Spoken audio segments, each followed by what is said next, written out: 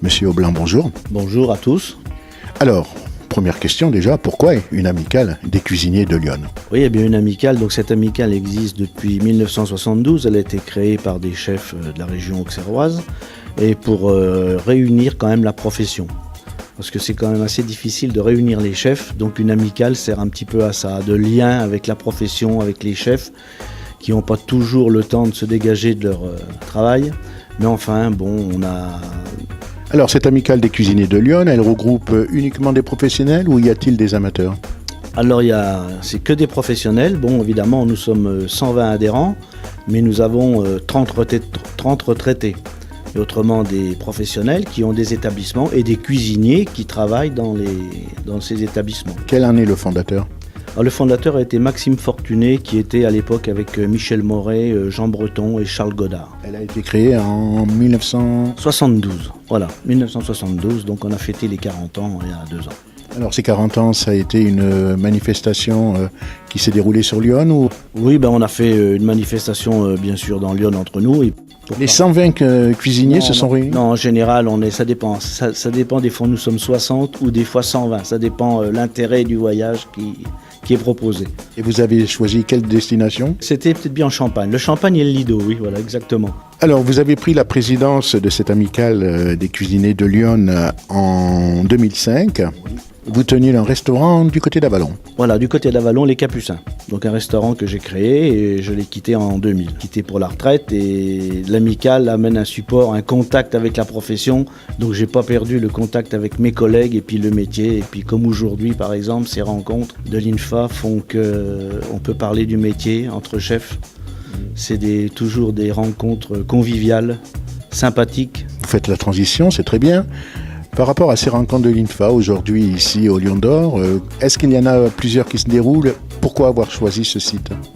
Eh bien, on a choisi ce site parce que c'est un site qui nous permet de travailler dans des cuisines où on peut être, il y aura des chefs déjà et 8 personnes qui travaillent, donc il faut quand même de l'espace, une cuisine adaptée. Et puis nous avons un cadre quand même exceptionnel, hein. Voilà, l'établissement Vézelay, c'est formidable. Pourquoi une action de ce type? Une action de ce type parce qu'en fin de compte, la demande, on a une demande des chefs qui aiment rencontrer des chefs qui leur permet de voir de nouvelles préparations, de nouvelles techniques et de nouveaux assemblages sur la cuisine. Et on apprend toujours dans ce métier. Même à l'âge de la retraite, on apprend toujours. Donc c'est instructif? C'est instructif, oui. Et je vois hier, ils ont fait donc des desserts à l'assiette de restaurant et c'est vrai qu'on apprend toujours des nouveaux décors, des nouvelles techniques, des idées, voilà. Et les chefs sont friands, ils aiment bien se reformer. Au mois d'octobre, il s'est quand même déroulé un événement ici au niveau de Lyon, c'est la semaine gastronomique. Semaine gastronomique qui s'est déroulée avec la participation de tous les restaurateurs? Alors on avait demandé à tous les restaurateurs, mais seulement une vingtaine ont suivi. Voilà, donc on a pu réaliser une plaquette sur ce thème, sur cette semaine. On avait choisi la semaine du goût, parce que les restaurateurs pensaient que c'était bien de faire cette semaine gastronomique. Ils pouvaient donc faire chez eux des menus adaptés à leur maison, ce qu'ils aimaient faire. Des créations, des vieilles recettes ou ce qu'ils aiment faire, quoi. Et apparemment ça n'a pas trop mal marché. C'est la 2e année que nous faisons ça et c'est à renouveler, je pense. C'est une semaine qui est les clients qui sont habitués à une maison viennent voir ce que le chef va proposer autre chose pendant cette semaine-là. Et c'est pour ça que les réunions d'aujourd'hui sont très très bien parce qu'ils cherchent d'autres idées. Très bien, M. Daniel Aublanc. Donc je vais me retourner vers Jean-Claude Verlin. Cette action au Lion d'Or. Elle a été mise en place pourquoi? Elle a été mise en place pour permettre, la rencontre entre professionnels, le partage de ce savoir culinaire et toujours à la tête un meilleur ouvrier de France ou un maître cuisinier, comme aujourd'hui on a le plaisir d'accueillir Franck Leroy qui officie auprès de Éric Fréchand, donc l'hôtel Bristol Paris, 3 étoiles Michelin. Pourquoi? C'est de découvrir sa personnalité culinaire, j'entends. Donc aujourd'hui c'est sur un thème qui est pas facile finalement, puisque c'est le thème des garnitures, c'est-à-dire avant tout la cuisine des légumes. Alors c'est un concours, comment ça se passe? pas de jugement de personne, comme je vous l'ai dit tout à l'heure. Franck Leroy, qui est le chef invité. Nous parlons de chef invité plutôt que de formateur. Donc on veut, dans cette notion, montrer que tout le monde est au même niveau, sans jugement de valeur, et où on va mettre en pratique une dizaine de recettes de légumes. Alors ça veut dire que les chefs, des grands chefs, sont ouverts à transmettre leurs compétences? Quand vous obtenez ce titre, où vous êtes élu un des meilleurs ouvriers de France ou maître cuisinier de France, et les membres de l'amicale, on a dans notre charte l'obligation de transmission. Et je crois qu'un vrai professionnel aujourd'hui, il y a la réalisation de la cuisine, mais il y a la communication de la cuisine, de ce patrimoine culinaire qui a été reconnu, j'allais dire, par l'UNESCO aujourd'hui. Et en France, on va avoir 4 cités, en fait une cité mondiale de la gastronomie avec 4 sites, dont en Bourgogne, Dijon, il ne faut pas l'oublier. Et pour répondre à votre question, donc ils sont ouverts. Et un chef aujourd'hui de cuisine a cette obligation, et je pense qu'il se fait, parce que même ici, Frédéric Texier, donc de La Poste et du Lion d'Or, quand il m'a dit, mais je souhaite aussi transmettre mon savoir pâtissier.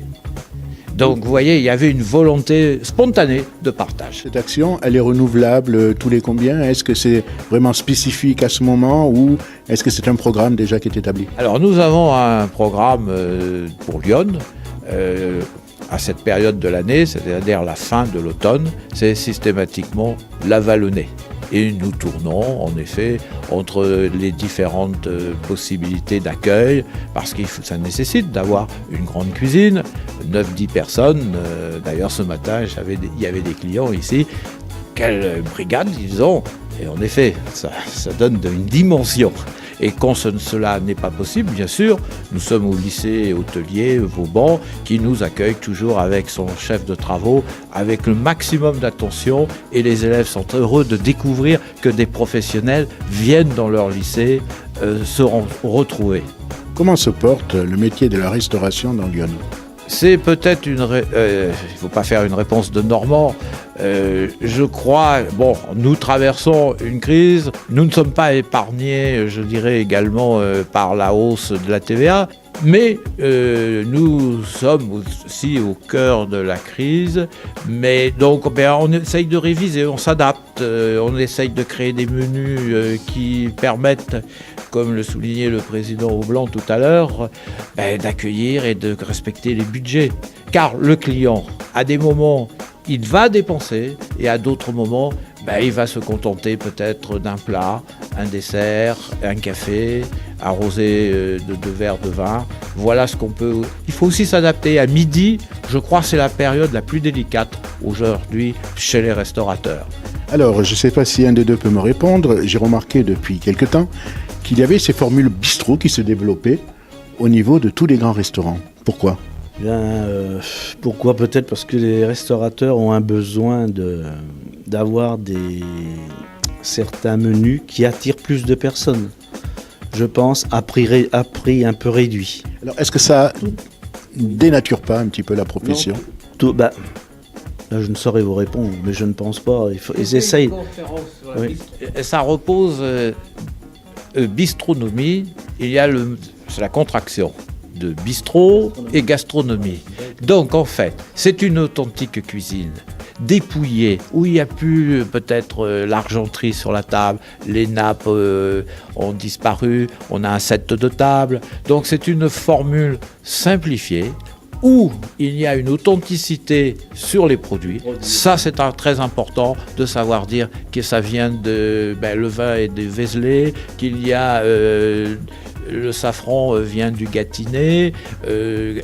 Donc l'authenticité des produits, l'origine des produits et une cuisine épurée. Donc il va valoriser le produit. En plus, après, il faut donc un homme avec un nom. Il faut qu'il se fasse ce nom, il faut qu'il communique.